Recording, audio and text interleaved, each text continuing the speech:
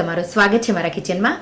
આજે આપણે બનાવીશું ઘરમાં કંઈ શાક ન હોય ત્યારે બનાવીને ખવાય એવું સિંધી દાલ પકવાન.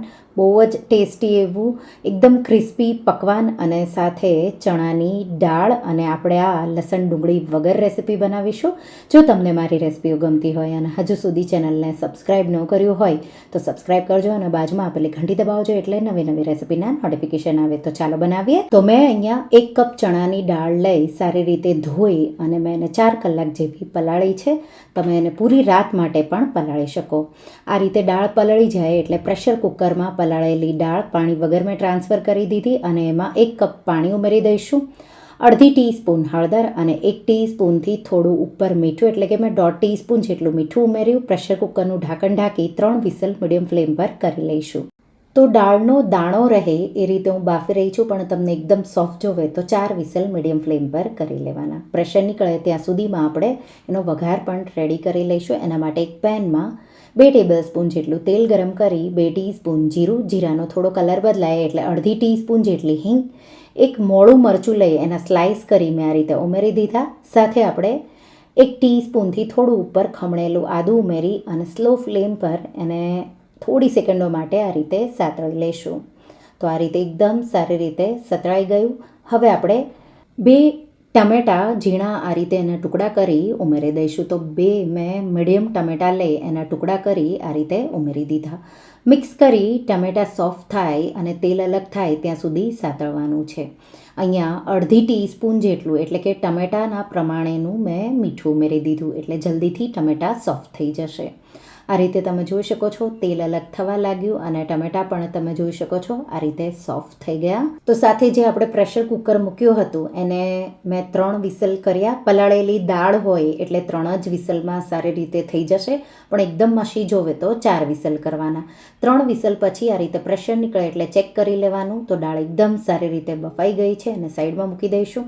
અને ટમેટામાંથી તેલ આ રીતે તમે જોઈ શકો છો અલગ થઈ જાય એટલે 1/4 ટીસ્પૂન જેટલી હળદર, 2 ટીસ્પૂન જેટલું કાશ્મીરી લાલ મરચું કે પછી સ્વાદ પ્રમાણે. તો અહીંયા લીલું મરચું અને લાલ મરચું બેલેન્સ કરવાનું. બહુ તીખું આપણે દાળ નથી બનાવવાની એટલે તમારે ધ્યાન રાખવાનું.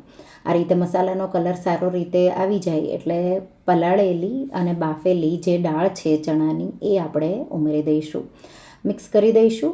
અને હવે તમારે જો ગ્રેવી રસો થોડો જાડો જોવે તો દાળને તમારે આ રીતે મેશ કરી લેવાની એટલે જાડો રસો એનો થશે. તો આ રીતે હવે આપણે એમાં ગરમ પાણી તો 1 કપ જેટલું કે તમારે હવે દાળમાં ગ્રેવી કેટલી જોવે છે એ રીતે મેં અહીંયા ઉકળતું ગરમ પાણી ઉમેરી દીધું. મિક્સ કરી દઈશું એકદમ સારી રીતે. અને જો મીઠાની જરૂર હોય તો ઉમેરવાનું. હવે મીઠાની મને જરૂર નથી. હવે આપણે દાળને સ્લો ફ્લેમ પર હવે 7 થી 8 મિનિટ જેવું ઉકળવા દઈશું. તો ઢાંક્યા વગર હું એને સાઈડમાં થવા દઈશ. ત્યાં સુધીમાં આપણે પકવાન માટેનો લોટ બાંધી લઈશું. એના માટે એક બાઉલમાં 1 કપ ઘઉંનો લોટ, 1 કપ મેંદો, અહીંયા તમે એકલો મેંદો પણ લઈ શકો છો. અને સાથે આપણે એમાં 1 ટીસ્પૂન જેટલું મીઠું, 1 ટીસ્પૂન અજમો આ રીતે મસળીને ઉમેરી દઈશું. અને સાથે ઘી અને તેલ 2 મિક્સ કરીને પણ મોણ આપી શકો છો. મેં અહીંયા એકલું ઘી તો લગભગ 1/2 ટેબલસ્પૂન જેટલું ઘી મેં ઉમેરી દીધું. એકદમ સારી રીતે મસળી અને મિક્સ કરી દઈશું. આ રીતે પકવાનનું જે મોણ છે એ મુઠ્ઠી પડે એવું મોણ દેવાનું છે. તો જો તમને જરૂર લાગે કે ઓછું છે તો વધારે પણ ઉમેરી શકો. હવે થોડું થોડું આપણે પાણી ઉમેરતા જઈશું અને થોડો કઠણ એવો લોટ, પૂરીના લોટથી થોડો કઠણ હોય એવો લોટ આપણે રાખીશું. તો એકદમ પૂરીનો જે સોફ્ટ લોટ હોય એવો નહીં, થોડો આપણે કઠણ રાખીશું એટલે પકવાન આપણા ક્રિસ્પી થશે. તો આ રીતે લગભગ તમને અડધાથી પોણો કપ જેટલા પાણીની જરૂર પડશે. તો આ રીતે લોટ મેં બાંધી દીધો. એને ખૂબ જ સારી રીતે મસળી લઈશું. અને આ રીતે તમે જોઈ શકો છો લોટ થોડો મેં ભાખરીથી થોડો સોફ્ટ હોય એવો લોટ બાંધ્યો છે. લોટને ઢાંકી અને 5 મિનિટ જેવો રેસ્ટ થાય ત્યાં સુધીમાં તમે જોઈ શકો છો દાળ પણ તૈયાર થઈ ગઈ છે અને એકદમ સારી એવી ગ્રેવી એની તૈયાર છે.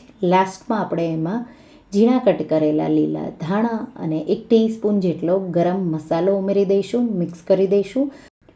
અને લાસ્ટમાં ટમેટાની ખટાશ બેલેન્સ કરવા માટે તો આ ઓપ્શનલ છે, 1 ટીસ્પૂન જેટલો ગોળ ઉમેરવાનો તો બહુ સારો એવો ટેસ્ટ આવશે.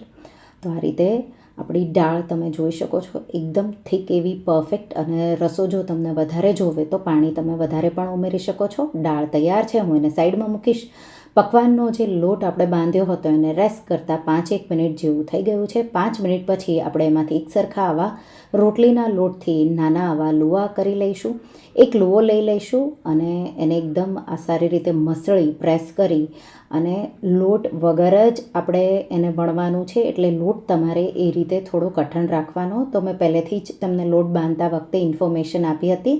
તો આ રીતે આપણે પૂરીની જેમ તો આ આપણે પાતળું પકવાન રાખવાનું, બહુ જાડું નથી રાખવાનું. આ રીતે વણાઈ જાય એટલે ફોકના મદદથી આપણે આ રીતે એના આ રીતે પ્રિક કરી લઈશું, એટલે પકવાન છે એ સોફ્ટ નહીં બને અને સાથે સાથે ફૂલશે પણ નહીં, અને પકવાન આપણને એકદમ ક્રિસ્પી જોશે.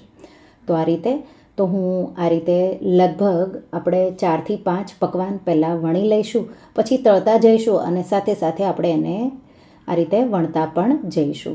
તો આ રીતે મેં 2 પકવાન વણી લીધા. તો આ રીતે તો પકવાન તમારે અહીંયા જાડા નથી રાખવાના, આવા પાતળા થોડા રાખવાના. અને મેં તેલ ગરમ કરી લીધું છે. તેલ એકવાર ગરમ થઈ જાય એટલે ગેસની ફ્લેમ મીડિયમ કરીશું. તો મીડિયમ ફ્લેમ પર, મીડિયમ ટુ લો ફ્લેમ પર તમારે એને તળવાના છે, એટલે એકદમ ખસ્તા અને ક્રિસ્પી થશે. તો આ રીતે મીડિયમ ફ્લેમ પર લગભગ તમે અડધી મિનિટ જેવું તળશો એટલે આ રીતે પકવાન ઉપર આવી જશે. સાઈડ ચેન્જ કરી દઈશું. પાછું આપણે અડધી મિનિટ જેવું તો મેં મીડિયમ ફ્લેમ રાખેલી છે, અને આ રીતે 2 સાઈડથી હવે ગોલ્ડન થાય ત્યાં સુધી આપણે પકવાનને તળી લઈશું. તો આ રીતે આવું ગોલ્ડન થાય એટલે આ રીતે તેલમાંથી એકદમ સારી રીતે નિતારી દેવાનું, અને પછી પકવાનને તમારે કિચન પેપર પર લઈ લેવાનું. એ જ રીતે આપણે બીજા બધા પકવાન પણ તળી લઈશું.